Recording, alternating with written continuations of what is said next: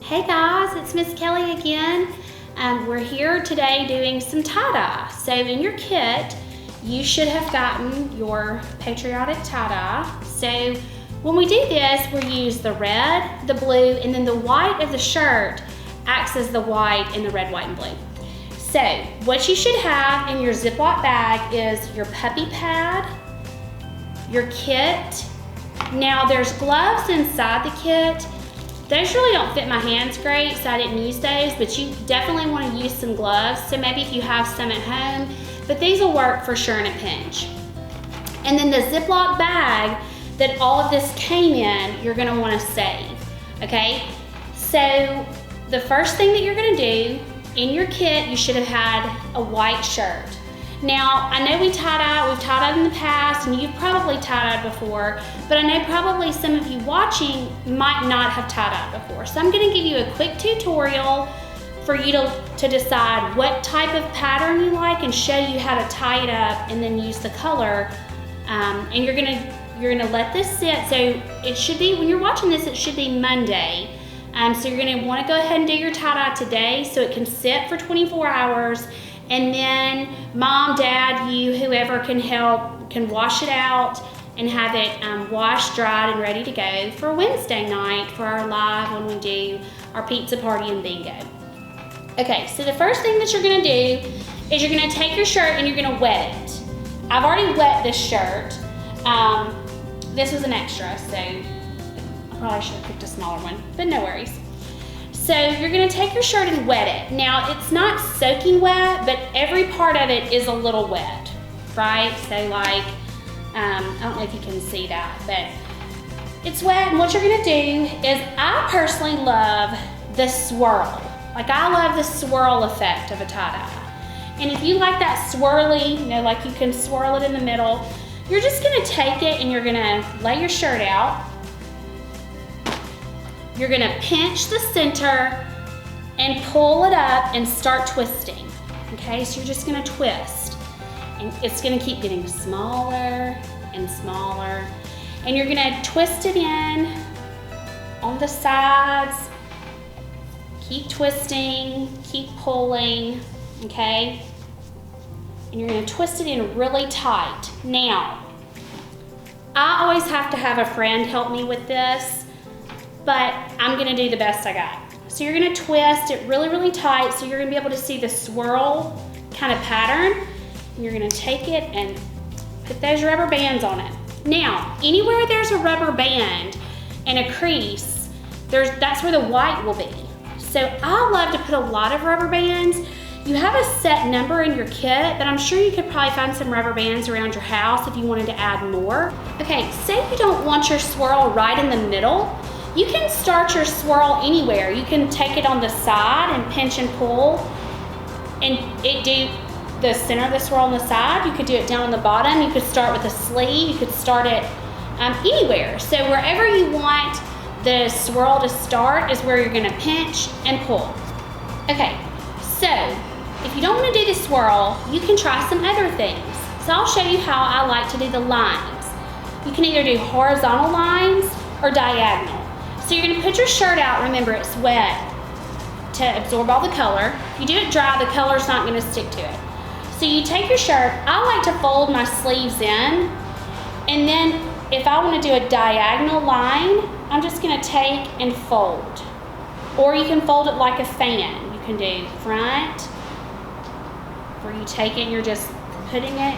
Remember how you made fans probably? Some of you older kids maybe made them in elementary school, some of you kids, maybe you don't even make fans anymore. Maybe you do other things, but play games or something. But back in the day, we used to make all these fun paper fans and fortune tellers and all those things. Your parents may know what I'm talking about if you don't. So you can just take it and you just keep layering it, right? You just keep putting one on top of the shirt, just one little layer on top of the other. And so I'm going kind of quickly, just because I know y'all are ready to get to it. Oopsie. Got a little color. Let me back up and say, please make sure you're using your puppy pad anything that this powder or this liquid touches is gonna stain. So the best option is to be outside with an old shirt on, right? Or somewhere. Just please know that this is going to stain. Even the little tiny powder that you see, so, oops, don't tell Mr. Bruce. So you can also then fold it in. If you have a smaller shirt, you may not want to do that.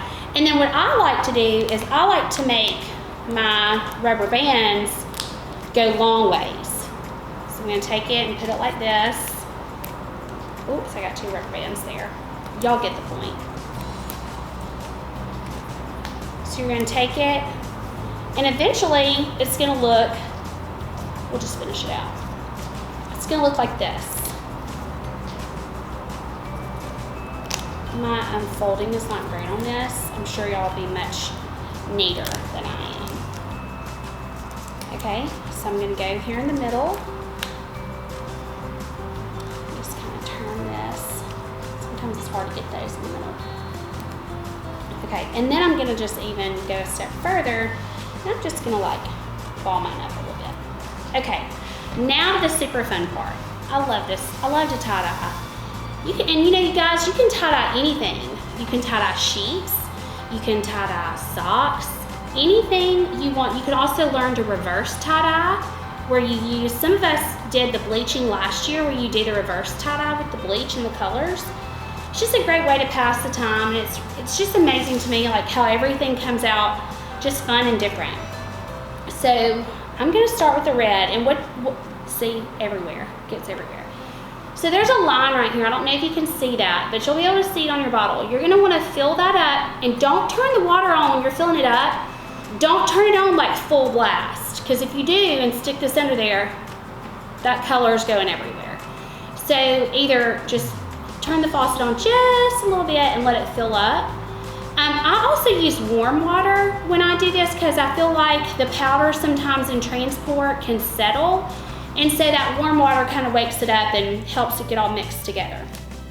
So I'm going to start with the red, and what you're going to do is you're going to take your tie-dye, and I press it really into the fabric. Like I'm squeezing. Can y'all see the color coming through? Ooh. So I'm just going to kind of do a little hodgepodgery on mine. Now you should have plenty of color to do your shirt, because everybody got their own pack of color. So those of you who have multiples at your house, you don't really have to share. So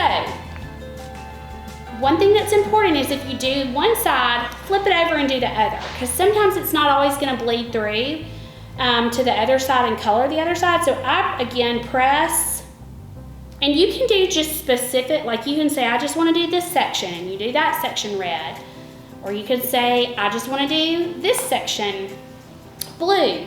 And so you could do that. But whenever I do tie-dye, I like to just kind of do, and you see where it's kind of going everywhere.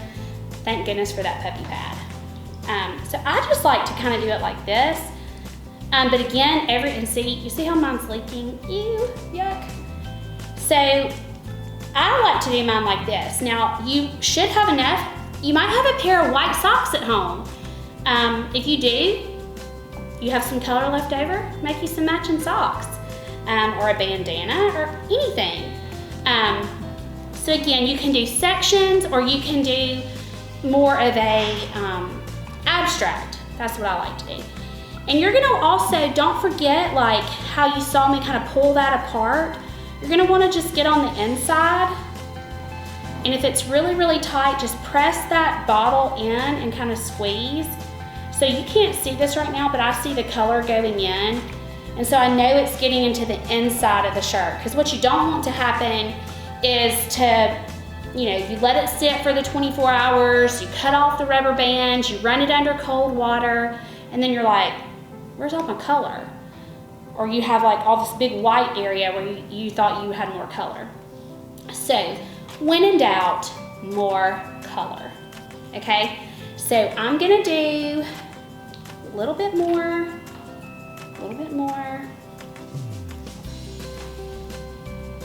just boop. the next project we should do is some dry tie-dye. I'll have to show you guys how to do that sometime. I love to dry tie-dye, not the shirt, but with the powder. We did that at the hospital. Some of you watching who did it at the hospital with me before on CCTV may remember us doing that. Okay, oh, I'm getting color. Sorry.